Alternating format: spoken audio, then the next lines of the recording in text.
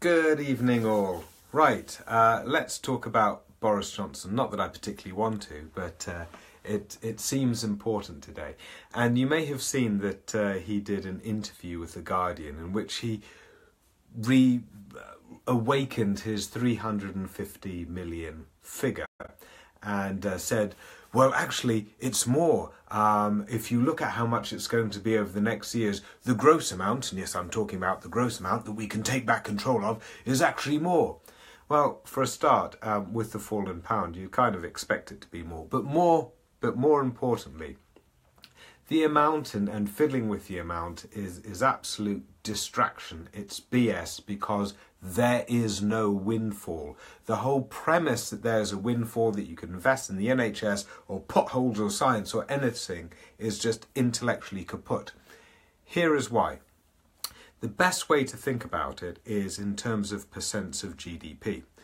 We and all the other EU countries put 1% of GDP into the EU and single market as an investment, a common investment.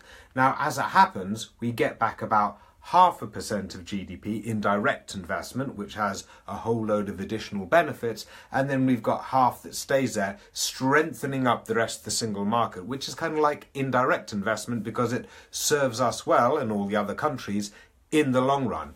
And that's what us and 27 other democratic, intelligent nations have decided together, that that's a good common investment. So this notion that you can pull the plug on that and profit from it, pulling out of that system, and everything else economically will be equal, is the daft thing about it. It is writing a business plan which projects only revenue and doesn't add in any costs.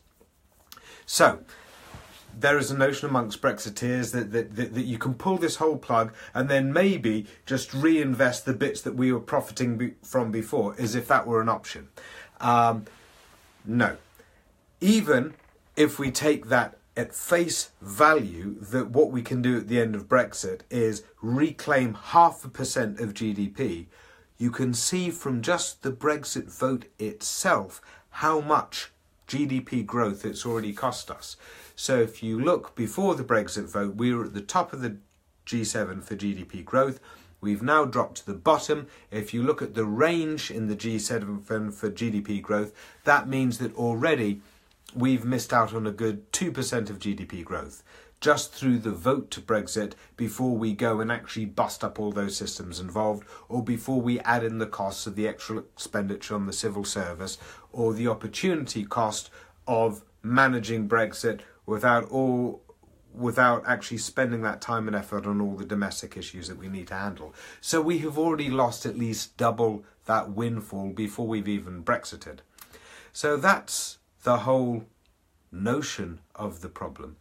And Nicky Morgan, who is chair of the Treasury Committee, Conservative, pointed that out herself recently. I'll put the Channel 4 video under this one because it's important to watch. She says there is no pot of gold under the Brexit rainbow, and any politicians leading people to believe that that is the case are doing everyone a complete and utter disservice. Obviously, Brexit is complex, and obviously Brexit is costly, and to try and imply that you can pull money out of a whole system and you only get the profit from it and there are no costs is childlike kind of arguments. Furthermore, look at this book, Roger Bootle, 2014. I think I've got the camera flipped round the right way this time after someone sent me good tips last time as to how to deal with the mirror image problem. He says, the UK's contribution to the EU budget is a subject of great interest in the UK media, who typically refer to the gross rather than the net figure. I do not wish to downplay the importance of the budget contribution. Due account must be taken of it in any assessment of costs and benefits. Nevertheless, these are not the sort of sums on which the fate of great nations depends, or on which momentous decisions about EU membership should be made. And he was guessing that the net contribution was about 0.6% nominal GDP. So economists that are pro-Brexit back in 2014 were saying economically this net contribution is really, really not part of the argument. It is way, way too small. Don't do it.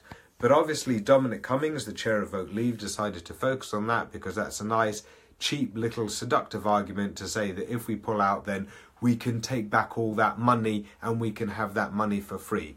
And that is what Boris Johnson continues to do, despite being slapped by every economic authority and even the Treasury Committee at the time, and even his colleague, the Conservative chair of the Treasury Committee, Nicky Morgan, at the moment.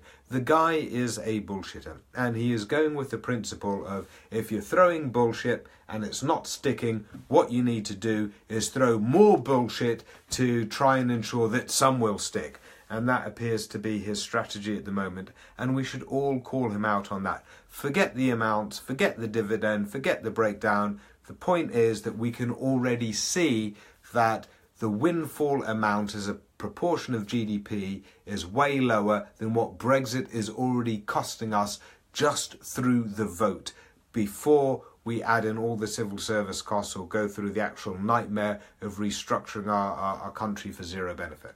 Right, that's it, that'll do. And I am out of here. Catch you soon.